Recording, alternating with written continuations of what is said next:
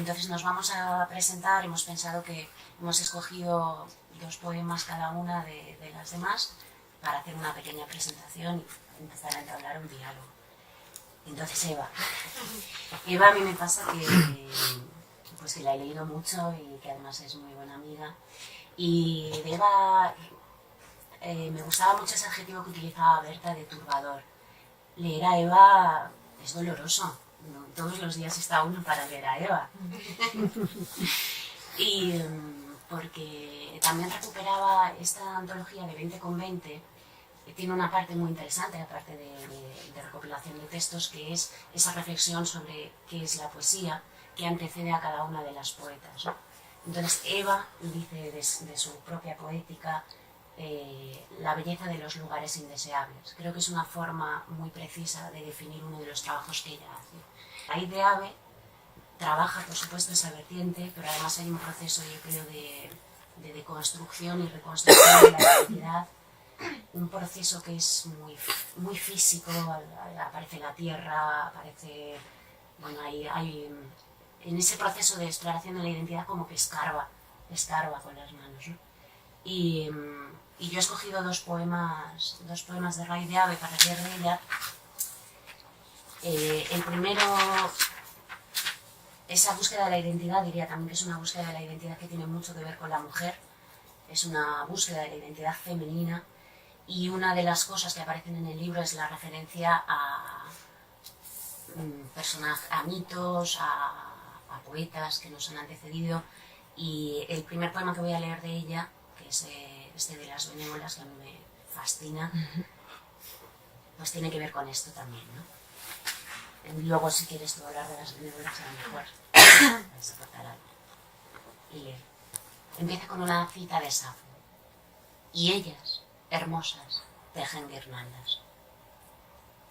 Hermosas deben ser las benévolas, con sus blancos lirios en las manos y sus hombros esparcidos de dolores.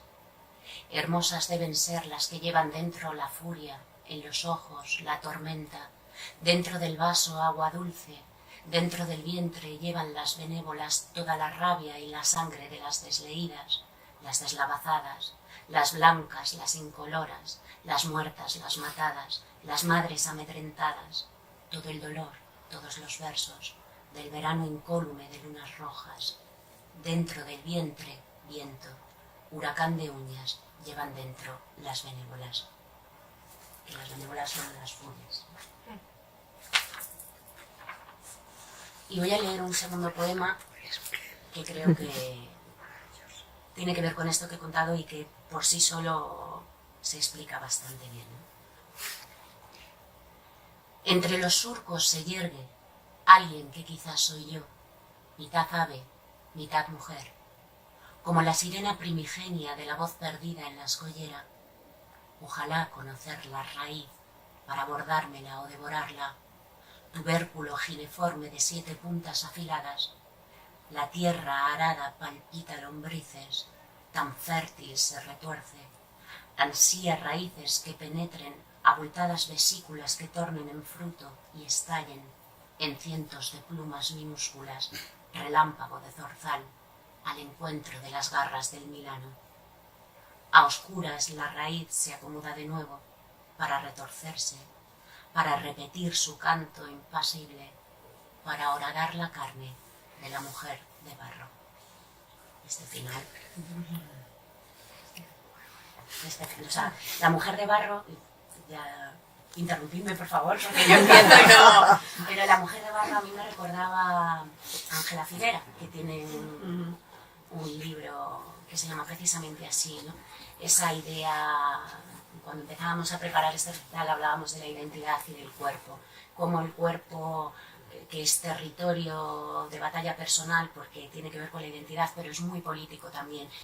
Yo creo que por nuestra tradición cristiana muy asociada a la mujer, a mí me interesa mucho, efectivamente, como tú decías, el asunto del cuerpo y cómo está presente en la poesía femenina muy a menudo, ¿no?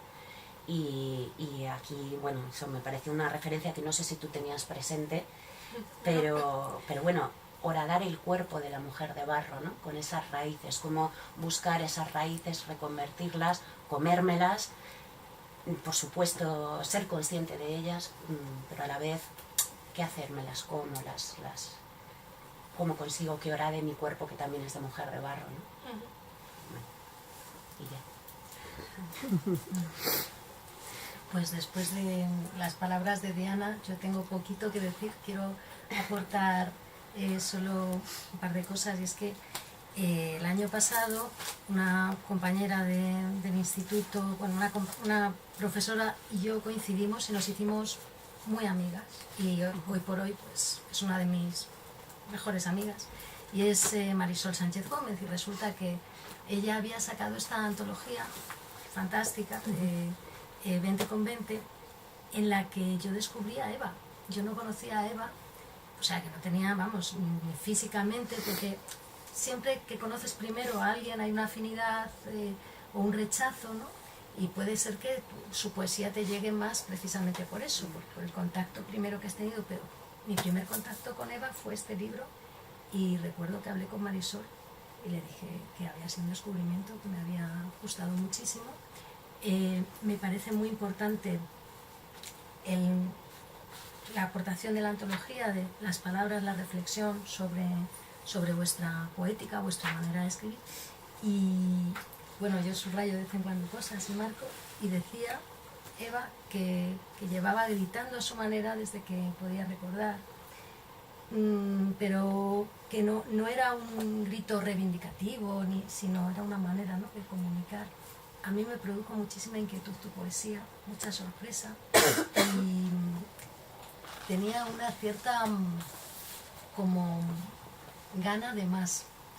Entonces le decía a Marisol, bueno, esta chica ha sacado algo, y ha sacado Raíz de Ave ahora, que es un libro maravilloso que ya os ha enseñado a todos Diana, y no solo la poesía, la edición, en fin.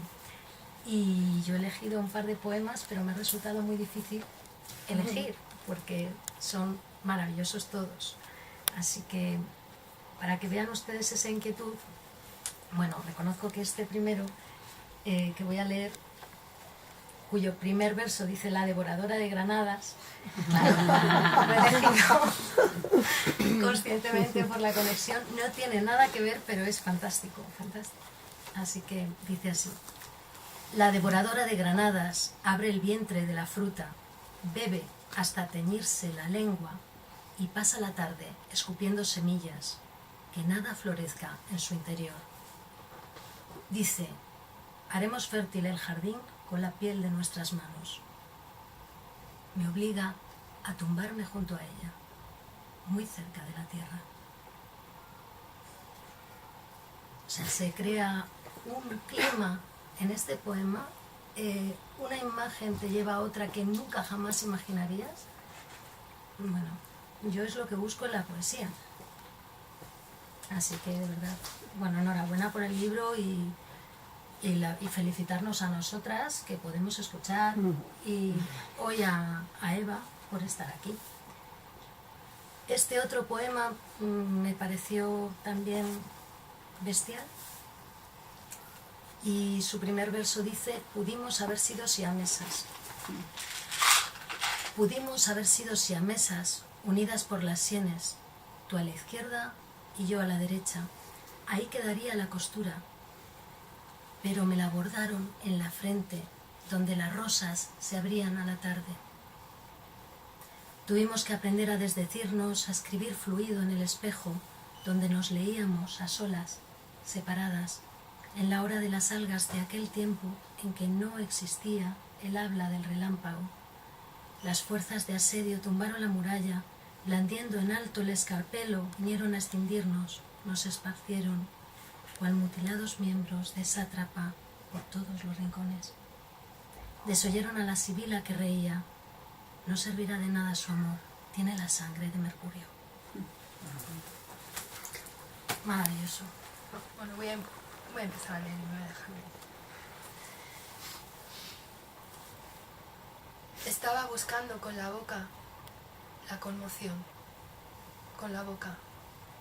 A tientas sobre la tierra buscaba el laberinto de lo sagrado, la ruptura de la carne, el aguijón de la saliva. De rodillas, a tientas arañaba la tierra buscando la conmoción, el golpe que me sacara de aquella codicia de palabras en garganta de niebla.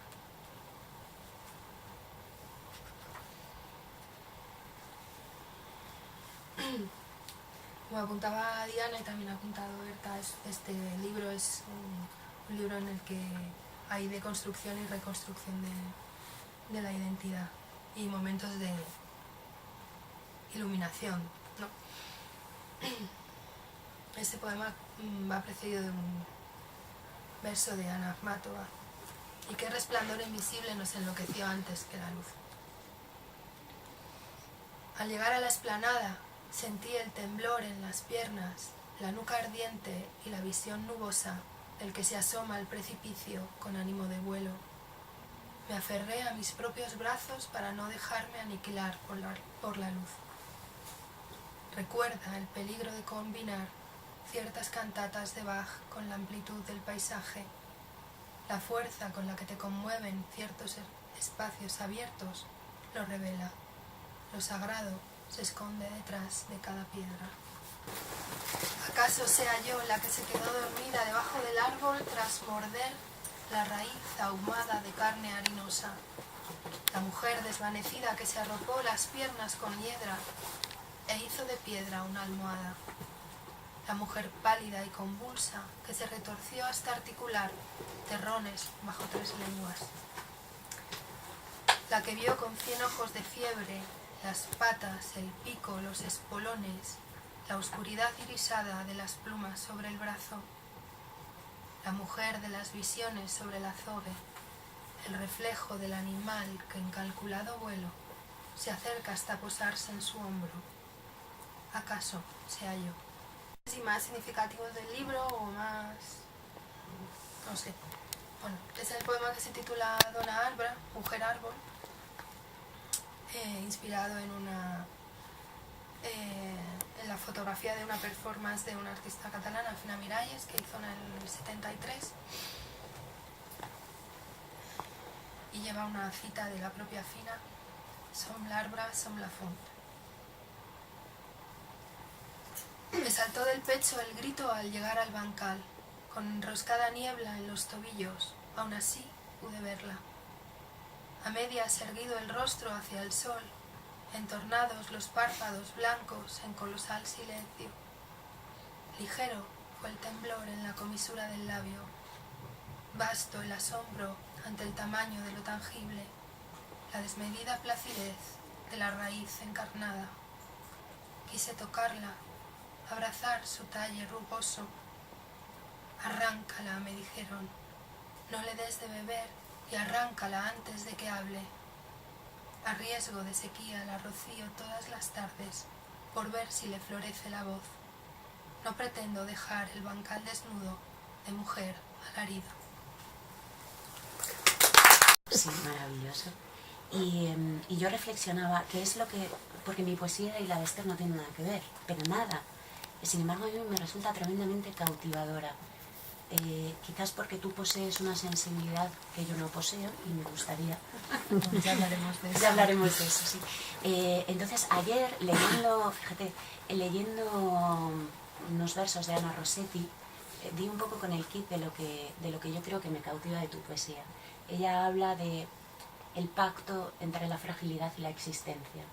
Yo creo que en un momento dado, en un tema que no tiene nada que ver, ¿no? Pero yo creo que la poesía de Esther explora en ese pacto. Como decía Berta, yo creo que muy certeramente que es una celebración de la vida, pero es una celebración de esa fugacidad de la vida, de la belleza que hay ahí también, ¿no?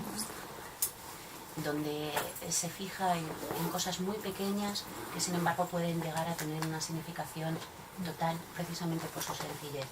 Otra cosa que me cautiva es el uso del lenguaje que tú haces, que es aparentemente muy sencillo, pero bueno, muy certero. Creo que tú dices lo que quieres decir, parafraseándome en esos versos que comentaba antes Berta. Y y bueno, eso es a mí lo que me fascina. Y los dos poemas que he escogido de ella, tanto el de Flores que esperan el frío, que es además ese que has, cuyo verso final has leído antes, como el otro que es La sombra del papel, creo que tienen que ver con esto. Incluso cuando hablas del cuerpo, cuando hablábamos de la identidad, el cuerpo, a diferencia de otros tratamientos del cuerpo, tú hablas del cuerpo en su mutabilidad, ¿no?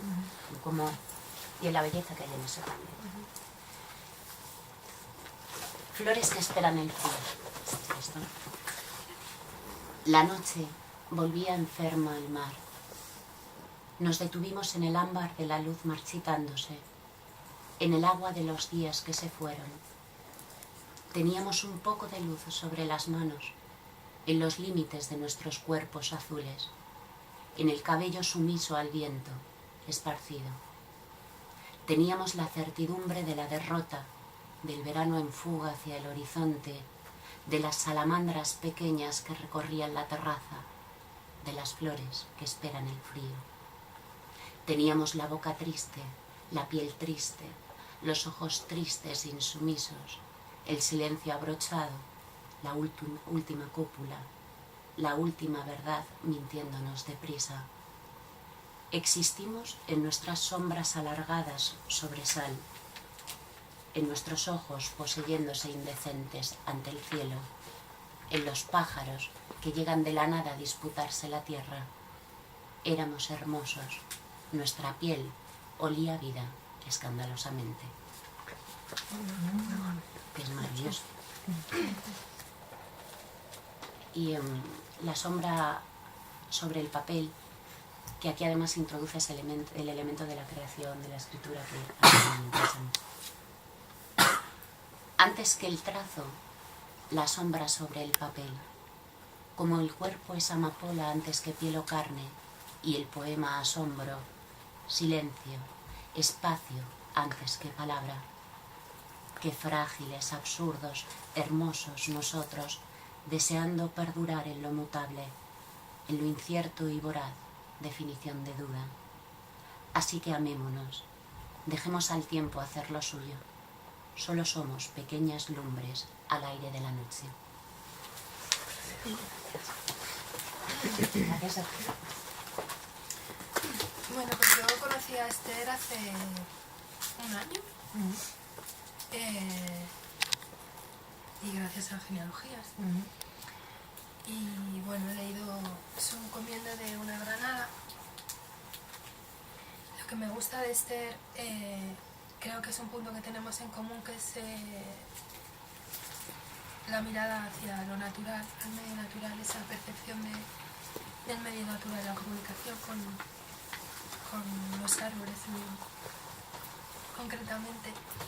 Y luego otra cosa que también me gusta, porque es precisamente muy distinta a mí, es en su mirada certera hacia el mundo, con un pozo de crítica social, pero desde un punto de vista siempre muy pictórico, que ella no puede evitarlo. Siendo pintora no puede evitar tener eso, incluso en el lenguaje y en su forma de escribir, ¿no? Entonces he elegido un par de poemas. Tengo marcados todos los que vienes ahora aquí.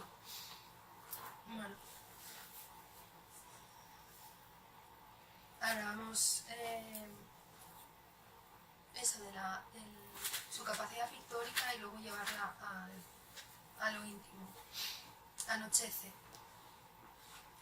Ultramar en el cielo de Atocha, nubes amarillo Nápoles sobre el Ministerio de Agricultura y sus caballos de bronce.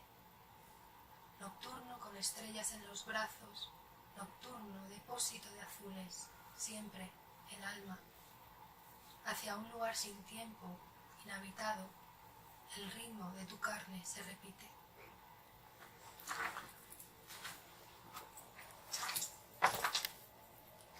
Y el otro poema que he escogido se titula Maíz, y en este me gusta, me llama mucho por ese viaje que hace a la memoria a través de las manos, el tacto y de una... Bueno, lo voy a leer y luego ya. Maíz. Cuando llegaba la lluvia, el frío, mamá freía tortos de maíz. Mi hermana y yo deseábamos ir al molino a por harina. Era un molino de agua con sus palas de madera que alimentaba el río. Si nos llevaban, callábamos mirando la tela de los sacos arrugada y humilde, el polvo empalidecido, suave, la piedra antigua, el mecanismo en bruto. Al llegar a casa, en la cocina, el invierno quedaba fuera y esperábamos pacientemente que la placa de hierro ardiera, que la masa sobre ella se hinchara, que el olor invadiera el mundo, espolvorear azúcar y sentir aquel calor en la boca. Cuando consigo esa harina, la mezclo con agua tibia, un poco de trigo y sal. La amaso, le doy forma con un paño y con los tortos van aquellos días a donde ahora, sin que lo sepas, te llevo. Pues esa forma de hacer de memoria a través de las manos del hermano. Y este pequeñito primero, pues es que a mí no se me ocurría que yo fuera a publicar nada. O sea, esto fue que se empeñó Luis Felipe Comendador en que aquellos poemas que le habían pasado era un libro y que me lo quería publicar. Son poemas de cuando tenía 18 o 19 años. Lo que sí que hago es tardar, o sea, yo escribo, meto todo en un cajón y luego reviso y si pasa ese filtro, pues entonces del tiempo, entonces creo que tienen validez, porque no quiero llenar las páginas de cosas que sean prescindibles para mí. Es verdad que todo es prescindible, pero todo lo que yo escriba es prescindible, pero bueno, tener cierta sensación de que merece la pena, ¿no? Que la gente pierda, entre comillas, o gane el tiempo con lo que he puesto sobre el papel. Y por ser respetuosa con los árboles también. Bueno, entonces sí que me apetece leeros algún poema de esos antiguos por el tema del que habíamos hablado, que era maneras de habitarnos. Y bueno, pues voy a leer este que se titula Arquitecturas y que comienza con un verso de Garcilaso que dice así: donde la muerte pierde su derecho. Ocurrió la noche en que te vi. No te estaba buscando. Acudiste sin saberlo y el espacio se llenó de mandrágoras. Yo había edificado un lugar para que habitases. A ti te había crecido un hueco para mí en las manos. Y luego, por Eva, porque Eva utiliza mucho la mitología, también me apetecía leer. Ella hablaba de las benévolas, que es una manera muy suave de hablar de las furias, y bueno, yo traigo aquí a Ulises. Se titula Mar adentro, el poema. Esta vez Ulises cede al reclamo de las sirenas y se hunde mar adentro, y es la locura un fruto exquisito, tánatos mágico, nuestra escapada. Pues eso por leer algo de este poemario. Menudo asistente, vamos. No tenemos complicidad ni nada, esta mujer y yo. ¿Verdad? Bueno, pues hay un poema que habla de ese instante que decía Berta, aquí también. Perdonad que tengo que buscarlo en el índice, porque con tanto colorín no. Con las aves, con los árboles, con las plantas que nacen en cualquier sitio. Entonces, este libro habla de todos esos seres y también habla de nosotros en la historia. O eso es lo que yo pretendía hacer. No podía hacerlo de otra manera, o sea, no sé si es bueno, si es malo, pero es lo que hay. Y bueno, voy a leeros el poema que da título al libro, que quizás revela un poco esto. Comenzamos el otoño. Comenzamos el otoño comiendo de una granada. Otra vez el tiempo acelerándose, jinete del vacío. Llegaban fotos de Plutón tomadas por la sonda Ceres y acumulábamos frutas sobre la mesa. En el mar que nombramos nuestro, encallaban personas que no llegarían a Europa, huyendo de la barbarie, de la ignorancia que mata. Millares, iguales a nosotras, a nosotros, dejándose los pies, el alma, la heredad de la tierra. Así comienza este otoño, que fuera no promete nada, y temo al invierno por ellos, al hambre, a la locura del dolor, a la falta de amor en los ojos de los hombres. Bueno, ha habido un cambio, ¿no? Por cierto, este libro está dedicado a Xosé Volado. Xosé Volado es un magnífico poeta, para mí es un poeta esencial, igual que lo son dos personas que están aquí porque vosotras ya he hablado y sois muy jóvenes, pero aquí tenemos a Luz Pichel y a Berta Piñán, que son enormes poetas. Bueno, pues Xosé Volado es menos conocido porque también escribe en una lengua menos conocida, que es el asturiano, y bueno, quiero traer su nombre aquí para que le busquéis, porque merece la pena. Bueno, pues hablando de la naturaleza, voy a leer un poema. Leve. Una pequeña mariposa amarilla simula ser hoja alanceada, cayendo sobre las flores. Cae, y es semilla de arce, hélice dorada, camuflando un corazón que late y se protege.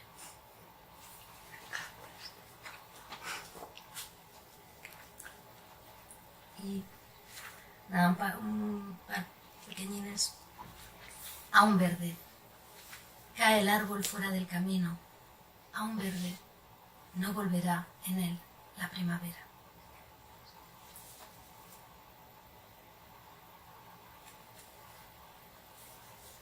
Canal. Canal, transparencia, plantas acuáticas. El arce se mueve en el aire del agua y se ve hermoso. El fresno, acostumbrado a beber, se duplica. Locos insectos embriagados se persiguen copulando. La piedra acaba su ciclo. Un pequeño pez quiere parecer una hoja. El agua no lleva su sombra. El agua, peinando el verde vivo. Llegan los hombres con las cañas. El mirlo se esconde bajo el puente. No callan los pájaros altos. Llegan los hombres y acechan. Cauce arriba un avellano nace del río. En la quietud oigo al pez que roza el matorral de ortigas. Y yo lo dejo así. Empapado está el mirar de sueño, contagiada la luz por el deseo, engañados los ojos hasta el candor de la pupila.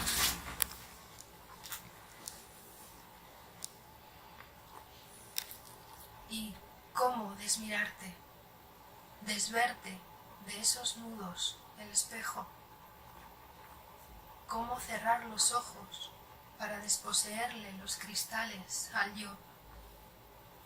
Qué despojado hechizo después la desimagen. Cuánto tras la apariencia puede quedar de ti. Un poco cómo te ves, quién te ve, cómo te ve, qué es lo que queda de ti cuando te miran los demás, cuando te miras tú.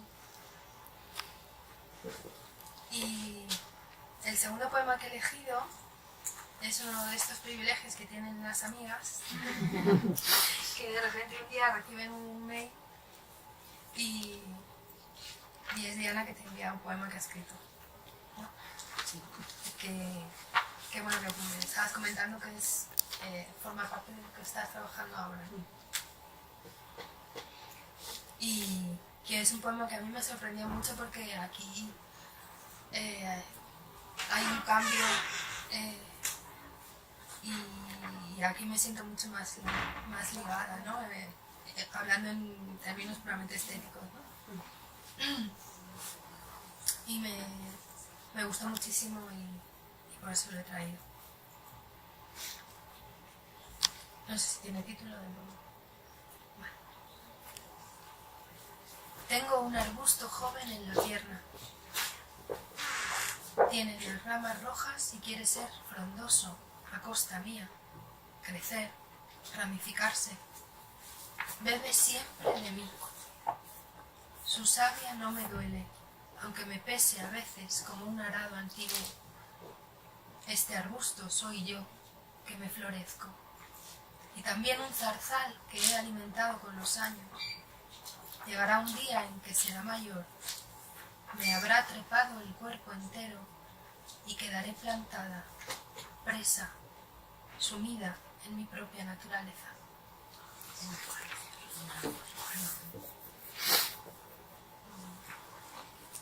Gracias. Gracias a ti.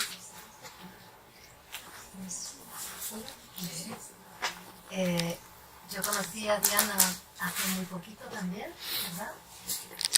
Y nos oímos en genealogías por primera vez, pero luego tuvimos la suerte, la gozada de leer juntas en Vallecas y a mí la dimensión social de la poesía de Diana, esa crítica profunda y sentida que haces, parece tan difícil en la poesía. O sea, en poesía llegar a denunciar y que siga siendo poesía, llegar a contar de la manera que tú lo haces, creo que es muy complicado, muy complicado. A mí me produce mucha emoción, tu calidez también, que también está en ella, en su poesía, y también cierta inquietud, porque hay veces que como tú decías, nombras muy bien. Ese nombrar muy bien, ese diseccionar es duro, es duro. Tampoco es fácil leerte en ese sentido, ¿no? En el sentido que remueves mucho. Y bueno, pues he elegido dos poemas. Uno es el poema que da título al libro, que se titula Sin más, y creo que se va a entender lo que estoy intentando transmitir al leer este poema. Sin más. Ahora, cuando digo descalzo, quiero decir descalzo. Preciso el adjetivo que en el camino arde del dolor. Descalzo, y sin metáfora para tu pie desnudo. Desnudo no, descalzo, sin mentira, por este suelo a piel.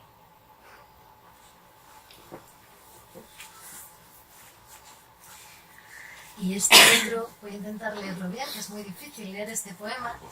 Creo que es cierto que tu poesía, yo creo que la mía también, pero hay que leerla en voz alta, porque juegas mucho con el sonido.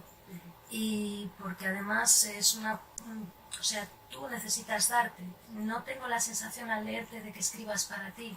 Escribes para ti, pero para los otros. O sea, realmente estás comunicando. Entiendo tu poesía como comunicación. Entonces, bueno, voy a intentar hacer los honores a tu poema lo mejor posible. ¿Vale? Numerología. El ciudadano 50.897.302Y, habitante del distrito 4, con código postal 2730, 1,75, a pesar del mal tiempo, 35 años, ya exhausto, revisa a la baja su depósito de sueños para dejarlo al 2%. Un 2% TAE, ¿se entiende? No al 3%, nada del 5% como antaño. El ciudadano 50.897.302Y ha cursado la queja 1300/2011 en el ayuntamiento y después de 10 días, 8 horas, 37 minutos, no hay respuesta. No hay respuesta, pero queda constancia El ciudadano 50.897.302 Y. Desaprueba 3 leyes, 25 ordenanzas, 4 multas y está en las estadísticas. Se cuenta entre el 20% de jóvenes casados contra todo pronóstico, entre el 15% que aún guarda juguetes de su infancia en la repisa, el 8% que aún respira cuando logra leer su nombre en el silencio, o ese 40% que duerme a risa suelta a la mitad de las noches y, sin embargo, un día sumaría sus fuerzas al porcentaje incierto de una revolución. Maravilloso. ¿Ven lo que quiero decir con lo de una denuncia social y además calidez? Es dificilísimo encontrar esto.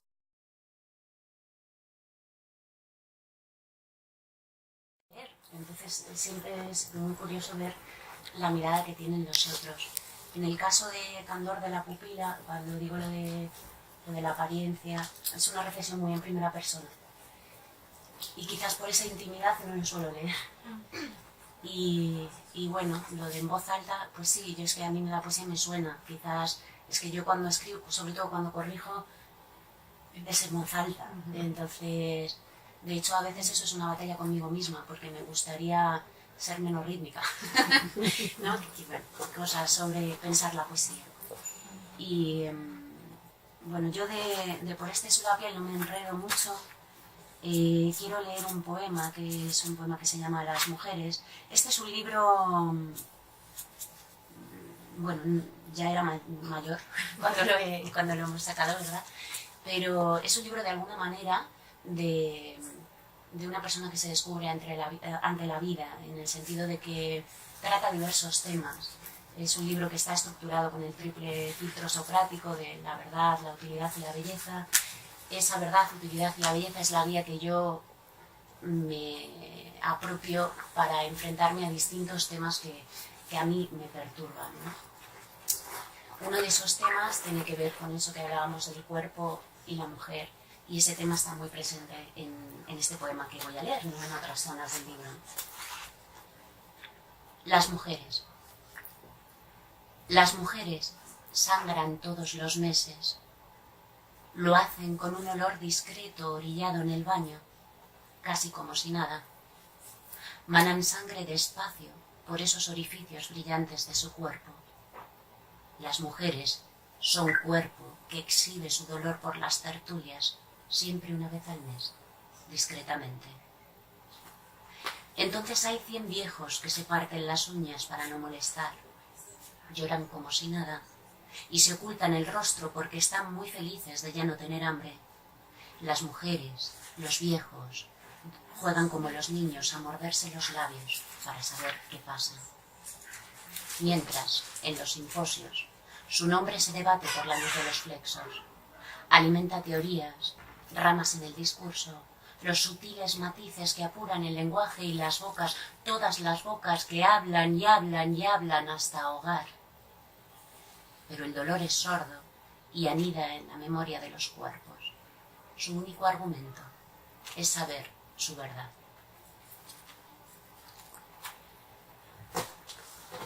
Hablaba Berta de esa búsqueda de la verdad, que la hay, esto es una de las partes del libro, y bueno, a mí me obsesiona en cierta manera la mentira que contiene el lenguaje, y al mismo tiempo no se me ocurre otra forma de nombrar, ¿no? Y ahí pues exploro el cuerpo también, ¿no? Un lenguaje que de alguna manera no sea solo discurso, sino que se apropie de la dimensión física de la vida. Y en ese sentido, desde otro punto de vista, voy a leer Alumbramiento, si lo encuentro.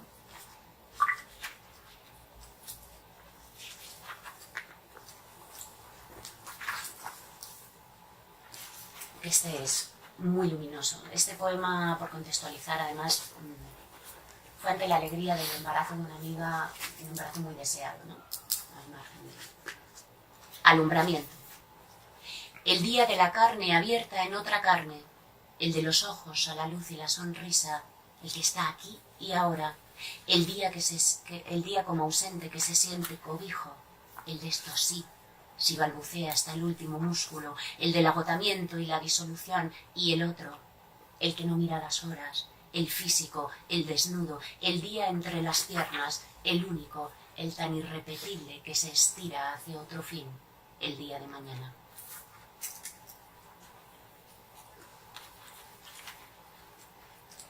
Y me gustaría hilar con eso que comentaba Eva de cosas que estoy trabajando ahora, que efectivamente son bastante distintas,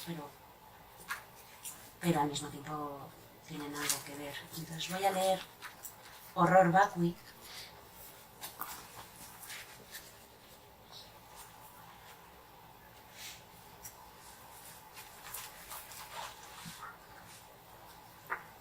Horror Vacui. Y si esa sed inmensa se saciase de pronto, si finísima arena de desiertos terribles me inundase silente y despaciosa, colmando grano a grano mi garganta y mi lengua en balbuceos azarosos, y si todos mis ojos en el momento justo comenzasen un día a llorar en seco y me arañasen el alma con heridas supurantes de tierra, solo de tierra, si yo me ahogase tanto y tan profundamente, ¿qué sentido entonces seguir silabeando, azuzando el espíritu al encuentro precioso de una sílaba mágica? ¿Por qué no sumergirse ya completamente a sortear en las dunas el viento caprichoso de los días? ¿Por qué no morir? ¿Por qué? Si todo se ha colmado. Habrá que voltear el maleficio de los relojes, escupir pequeños y certeros perdigones de barro que mantengan vigilante el ansia, sacudirse del polvo atenazador de los días iguales y vivir. Vivir bebiéndose cada instante con la ávida premura de saber que nunca, nunca será suficiente. Entonces, bueno, en esa ansiedad de vivir, ya quizás un poco más madura, porque yo desde que escribí estos poemas y lo que he escrito ahora, entre una cosa y otra hay una experiencia vital que a mí me ha transformado. Aquí me sentía una joven y aquí ya me siento mujer, ¿no? Con un pasado.